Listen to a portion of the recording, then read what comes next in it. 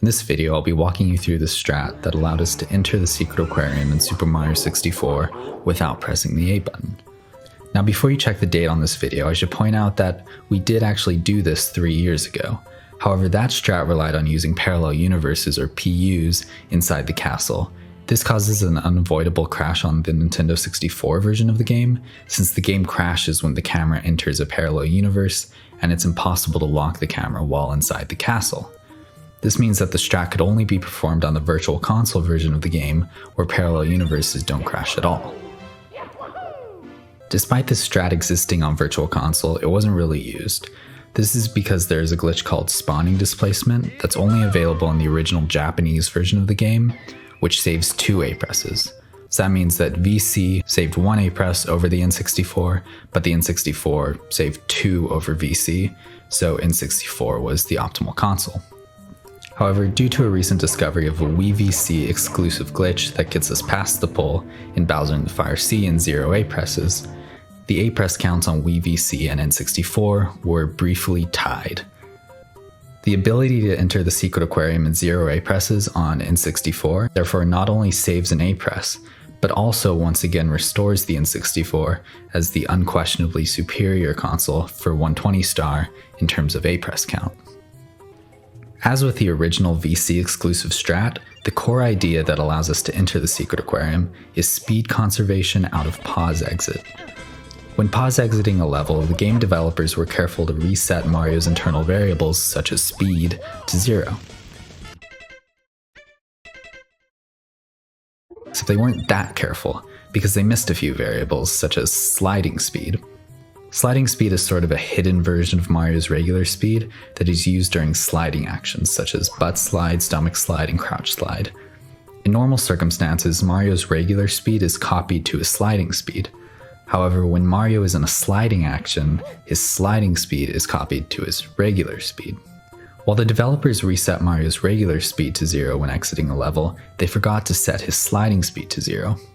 This means that if we press Z in order to start crouch sliding on the first frame after pause exiting a level, our regular speed will be copied from the sliding speed that we had inside the level that we just left. So for example, if I generate a bunch of sliding speed in Bob-omb Battlefield, which remember is normally just copied from regular speed, and then I pause exit and press Z, I'll conserve that speed into the castle lobby. On VC, where we can freely use PUs without worrying about fixing the camera, we can bring PU speed from Hazy Maze Cave into the lobby and enter the secret aquarium that way. On N64, we can still bring in a lot of speed, but there's a number of difficulties preventing the secret aquarium entry. For one, we need to be able to bring a lot of speed up to the top level of the lobby. Then we need to somehow angle ourselves perfectly toward the secret aquarium entrance. But even then, we are still just too low to ledge grab onto it. This brings us to the discovery that led to this new strat. When Mario moves, the game checks for wall collisions on the upper and the lower part of his body. If he touches a wall with the lower part of his body and not the upper, the game will attempt to make Mario ledge grab. This involves looking for a floor in front of and above Mario. If there is a floor, then Mario will ledge grab onto it. When attempting to ledge grab the secret aquarium entrance from the height that we have in the room leading to the slide, we are simply too low, meaning that both the upper half and the lower half of his body are touching the wall. However, it turns out that because of imprecise normal calculations, this wall is slightly tilted upward. That means that if we graze against the wall, we can get Mario's lower body to touch the wall without his upper body touching. This tricks the game into thinking that Mario is touching a ledge when in fact he is pretty far beneath it. The game then looks for a floor to grab onto and finds the secret aquarium entrance. Because we're grabbing a ledge that would normally be too high to grab, we call this a glitchy ledge grab. This solves the problem of being too low to ledge grab, but there's still other problems. For one, it's unclear whether we can bring enough speed up to the area by the slide in the first place, since navigating the lobby with high speed is difficult. Even if we could get enough speed to that area, there seems to be no way to angle ourselves to point directly toward the secret aquarium entrance. Even using tricks like the see-up wall hug, which allows you to orient Mario to face directly toward a wall, the achievable angles are just slightly off. However, there is a way to change your angle arbitrarily, even when moving at fast speeds. When you activate a text box, the game places you in the idle or standing action, as though you were standing completely still. However, it doesn't actually reset your speed to 0. This means that if you read a sign or activate the text from a star door, for example, while moving with very high negative speed, you can arbitrarily choose which angle you move in after scrolling through the text. This is called text redirection. Conveniently, there is a star door before the room leading into the slide. By using text redirection with this door, we can choose the perfect angle in order to get the glitchy ledge grab that allows us to enter the secret aquarium. But there's a problem. This text box only appears before you've collected a single star. Once you've collected one star, the star animation plays instead, which doesn't work for text redirection. That means that if we use this strat, we have to commit to doing it at the very beginning of a new save file, and we're not allowed to collect any stars in the process. At this point, we began to question the viability of this. In the VC exclusive strat, we were able to bring speed from Hazy Maze Cave into the lobby. However, we have no way of accessing HMC with 0 stars, first because it's in the basement, and second because we need MIPS to enter it without pressing A.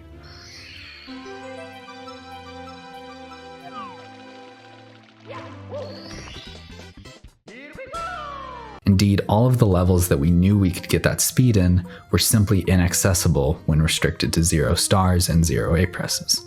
So let's look at the levels that we do have access to. Really, the only 2 levels that we can enter at the beginning of the game are Babon Battlefield, of course, and Vanish Cap Under the Moat. The latter is possible because we can use hyperspeed walking to enter the level without draining the moat. At the very least, we need more than about 2000 speed to make this strat work. One idea for obtaining this is to use the Koopa Shell in Babon Battlefield to perform Shell Hyperspeed, which is an exploit that lets us build a large amount of speed while moving backward on a Koopa Shell. While this might get us the necessary speed, the Koopa Shell only appears after collecting the star from Racing Koopa the Quick, meaning it's not available to us. Vanish Cap Under the Moat contains a Pedro spot which allows us to get enough speed, but there's not really a way to pause exit with this speed. In order to pause exit, you need to be in a specific class of actions. For example, you can pause exit from standing, hanging on a pole, or landing from a dive rollout, but you can't pause exit while in the air or while running. We realized that the accessible levels simply weren't cutting it. We would need to figure out how to beat the first Bowser level, giving us access to the basement. But clipping past the star door leading to Bowser in the Dark World without pressing A had never been done before. Given our lack of level accessibility, we had to come up with some slick movement to do this. We ended up using a trick known as the C-up slide, which prevents Mario from sliding on slippery slopes, allowing him to continue building up speed. We can use this in Babon Battlefield on this white slope in order to gain about 230 speed. Now, part of what makes speed conservation difficult is that sliding speed is angled. This means that when conserving speed into the lobby, we don't just care about how much speed we have, but also what angle it's directed in. So here, notice how we have to turn Mario while in the air in order to get the angle we want. We then use the key door text to redirect our speed toward the star door and clip through. After this, Bowser in the Dark World can be completed in 0 A presses. Note that even though this is part of a 120 star run, we can't actually collect the red coin star yet, so we'll have to come back later. Now that we have collected the first key, we have access to the basement.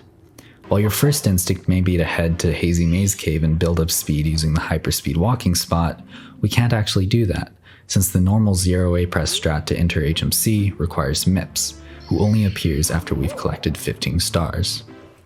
This leaves us with Shifting Sandland and Lethal Lava Land.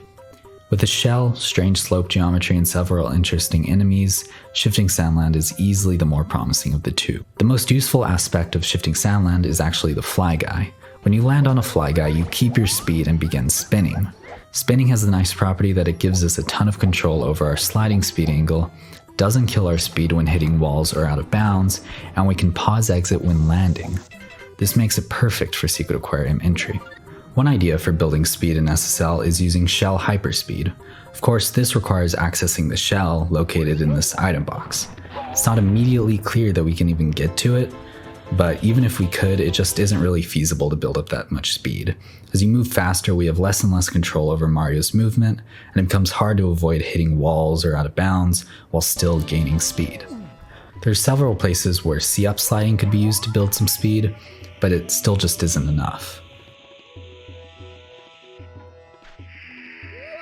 However, there is one last hope: hyperspeed punching. Hyperspeed punching, or HSP, is a newly discovered hyperspeed method. When Mario punches while moving, he has abnormally low friction. This means that on certain surfaces, downhill acceleration can overpower this friction, allowing him to have net positive acceleration. If we find such a surface, and we have some way of holding Mario in place, then we can gain unlimited amounts of speed. So are there any HSP spots in SSL? Well, it turns out that this little corner happens to satisfy the requirements. While visually there appears to be a regular floor in front of Mario, actually everything in front of him right now is out of bounds, meaning that it'll hold Mario in place while he repeatedly punches and builds speed. And build speed we can. While it takes quite a while, Mario will continue to build speed and eventually even reach PU speed. But there's one tiny little issue: we can't stop. Indeed, if Mario stops punching for even one frame, his speed will immediately be capped down to 32. We could continue building speed until we get PU speed, but then we would have to face the complex challenge of getting back, which is much more difficult with forward speed than with backward speed. If we want to avoid using PUs, we only have one option. If you press Z the frame you stop punching, Mario will start crouch sliding. This will cause him to turn a little bit, potentially bringing his intended position in bounds, allowing him to escape the HSP spot. However, this brings its own set of challenges. When Mario slides, whether it be butt slide, stomach slide, or crouch slide, his speed is intended to be capped to 100. However, due to a bug in the sliding code, this cap is delayed by one frame. This means that we get one frame of crouch slide, and if we don't get out by the next frame, we will lose all of our speed. Thankfully for us, the HSP spot is actually located at a higher elevation than the floor at the beginning of the level. This means that with proper speed and angle, Mario's next position after turning will be located 100 units above the ground, and so Mario will exit crouch slide and enter freefall. Great, so we've avoided the 100 speed cap that happens as a result of sliding, but now we have a ton of speed, are way above the ground, and we're headed directly toward out of bounds. This is a recipe for disaster. Indeed, we're moving so fast that we can't even move a quarter step from our current position without bonking on out of bounds and losing all of our hard-earned speed. Now here I want to point out something subtle. If we did nothing at this point, and just let Mario bonk, he wouldn't actually lose his speed until the next frame. This means that if we somehow canceled the bonk, we could actually keep our speed after bonking.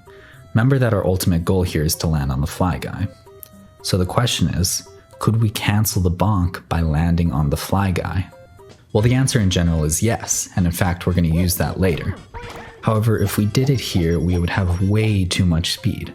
If we did this right now and pause exited with as little speed as possible, we would unavoidably bonk as soon as we entered the castle and would lose our speed.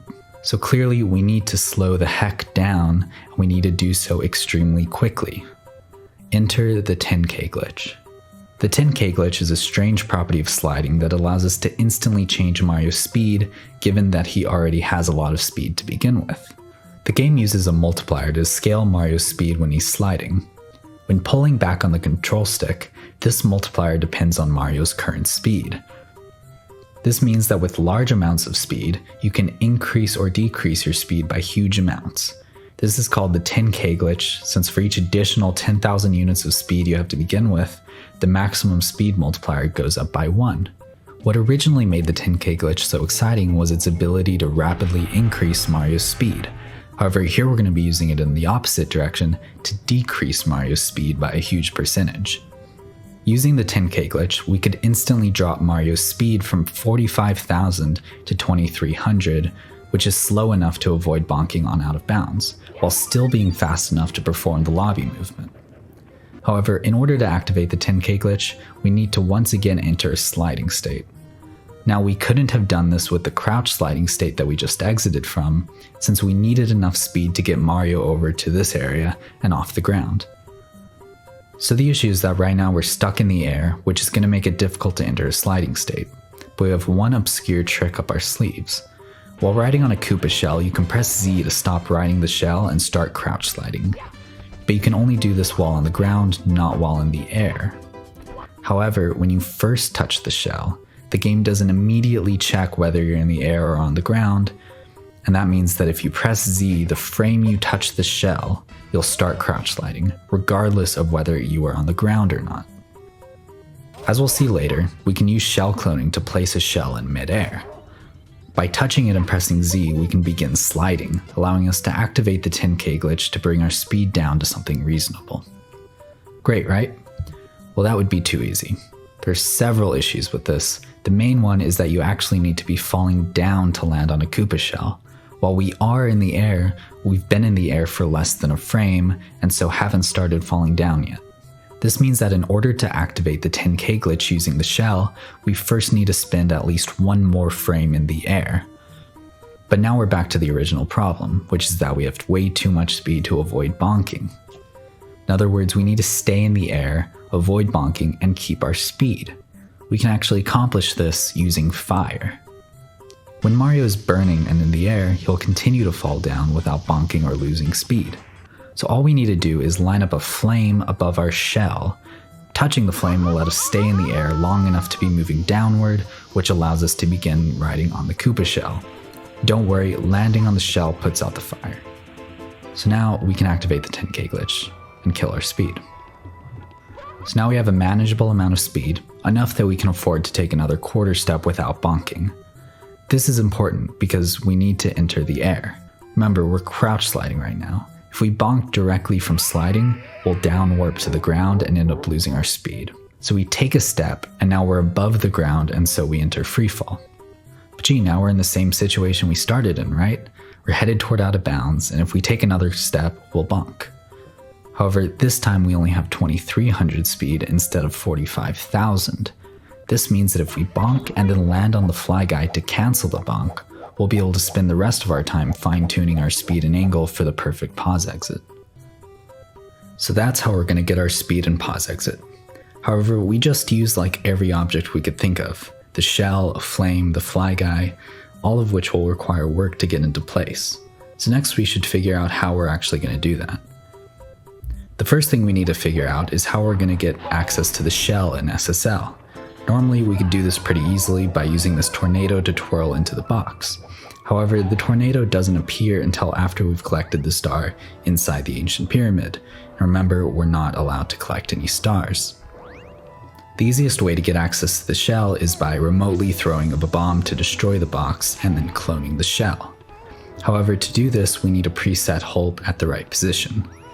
As a quick review, the hulp, or held object's last position, is a point in 3D space that the game uses to track the position of a held object. Normally when holding an object, the game updates the hulp to a position in front of Mario. However, in certain circumstances, we can pick up and release objects without updating the hulp, allowing us to remotely throw objects. In this case, we need a hulp near the shell item box so that we can throw a bomb at it from below. In order to place the hulp in the correct location, we begin the task by entering Bomb Battlefield. Remember that we have to start from a new save file, and we're not allowed to collect any stars before entering the secret aquarium. The hulp that we require is located on the floating island, which means that we have to carry an object onto the island. The island is a bit far from the mountain though, so we need to place a Goomba clone to give us a bit of extra distance. To start off, we grab a bomb and set the hulp to this location. This is where we want to place our Goomba clone. We now need to clone a Goomba and release it at the hulp. One way to do this is to use the hat in hand glitch to avoid updating the hulp while holding an object, but we can't do that in this case since we haven't unlocked the wing cap. Instead, we use a glitch called pause buffered hit stun. When Mario gets hit by an enemy, he begins to blink. Each frame, he alternates between visible and invisible. The hulp is tied to rendering, and so it turns out that the hulp will only update on those frames where Mario is visible. This means that if we pause and unpause the game repeatedly, being sure to only unpause it for frames where Mario's not being rendered, then the hulp won't update, and we can pick up objects and release them at the hulp. In this case, we take damage from the water balloon. While invisible, we grab up a bomb just as it explodes. This lets us hold onto a vacant object slot, which is just a region of memory that an object is stored in. While holding a vacant object slot, there's a chance that a new object will load into that same slot, letting us hold it. This is called cloning, which is a bit of a misnomer since it really just lets us hold an object we aren't supposed to. In this case, we line things up so that a Goomba loads into the slot that we're holding. We throw the Goomba to release it at the hole, all while Mario is still flashing. Now we see that a cloned Goomba is positioned at the hole we set earlier. It won't move because clones, which again are just objects we held but weren't supposed to, don't update like regular objects. And this Goomba is going to let us reach the floating island. In order to move a bit faster, we grab this bomb shortly before it explodes. This allows us to hold it while it's in a bloated state, which pushes Mario backward since its hitbox is constantly intersecting with Mario's. We have to repeatedly pick it back up or else it will explode. We use that bit of extra displacement, combined with bouncing on the Goomba clone, to reach the island while carrying the bomb. Now that we've successfully carried an object to our target hope location, we're done with the bomb and can drop back down. Now using the slick movement we found earlier, we can conserve enough speed into the lobby in order to enter Bowser in the Dark World and collect the first key. Now we enter Shifting Sandland and begin the setup. As a reminder, we need a shell clone, a flame clone, and a fly guy, all positioned in specific locations by the red coin over here. We begin by once again using pause buffered hit stun in order to throw the bomb at the item box containing the shell. We're now done with the hope that we set earlier, and we can actually take a breather now because the bomb isn't going to activate until we get closer to it. We now grab another bomb as it explodes in order to hold a vacant object slot. We then activate the bomb that we previously threw at the hole, which explodes the item box, thereby loading the Koopa shell. We manipulate the object slots in such a way that the Koopa shell loads into the vacant object slot that we're holding, letting us hold the shell. When you clone a Koopa shell, you can place it down somewhere, and then after you've placed it, you can ride on it as many times as you want without it unloading. Even if you crash into a wall and it breaks, you can go back to the shell clone and ride it again. We use this repeatedly here just to make the setup process go by quicker. Note that because we carried the Koopa shell over to the corner of the level, our hope is now positioned at the Koopa shell. The next thing we have to do is position a flame clone above the Koopa shell. We do this once again by using pause buffered hit stun while holding a flame that was shot by a fly guy. In this case, we stay inside the Poké's hitbox, which ensures that Mario continues to flash from taking damage. We navigate up to a nearby hill and press Z to release the clone. Pressing Z when releasing a clone, as opposed to pressing B, places the object at Mario's height, but at the hope laterally, so we can use that here to position the object at the shell, but a little bit higher. Now all that's left is to get the fly guy to fly over to where we want him. When manipulating a fly guy, there are 3 height ranges that we need to pay attention to: low, medium, and high. Depending on which height range Mario is in, the fly guy will behave differently. Thankfully, because of the quicksand and hills by the entrance to SSL, it's straightforward to move Mario back and forth between these height ranges. However, these height ranges are relative to the fly guy's current height, meaning that we have to be careful not to let the fly guy move too far up or down. We also, of course, need to be able to get the fly guy to the right height to pull off the bomb cancel later. The resulting height range is pretty tight, and getting the fly guy into it is pretty tricky itself since we have to leave its activation radius mid-lunge. Thankfully, the numbers work out, and we're able to manipulate the fly guy into the spot we need him. Now that all of our objects are in place, we perform HSP, touch the flame clone, fall down to the shell, cancel into sliding, use 10k glitch to reduce our speed, enter the air, bonk, cancel the bonk on the fly guy, adjust our angle and speed, and then pause exit when we land. We're not done yet, however, since we still need to get this speed up to the star door by the slide. This involves a ton of tricky and clever movement through the lobby. First, we have to get to the Jolly Roger Bay room, then we have to perform an extremely precise dive onto the pillar by the stairs. We have to get onto the stairs for 1 frame and get a short wall push before getting up to the Bowser in the Dark World star door in the correct location. From here, we can get over near the slide star door, but to actually reach the door itself, we need to clip into the room and perform a see-up wall hug to redirect our angle toward the door. Honestly, the lobby movement here is so complicated and precise, and there are just so many things that came so close to not working that it really deserves its own video. Now, because we managed to avoid collecting any stars, the star door text will appear and we can redirect our speed at the perfect angle to trigger the glitchy ledge grab. Looking back, this strat is somewhat of a miracle. There are so many points of failure, from fly guy manipulation to the existence of a hyperspeed spot to unit precise movement in the lobby, that I think we were all pretty surprised that it ended up working at all. But at the culmination of perhaps the most complex strat in SM64 history, we were finally able to enter the secret aquarium in 0A presses on the Nintendo 64.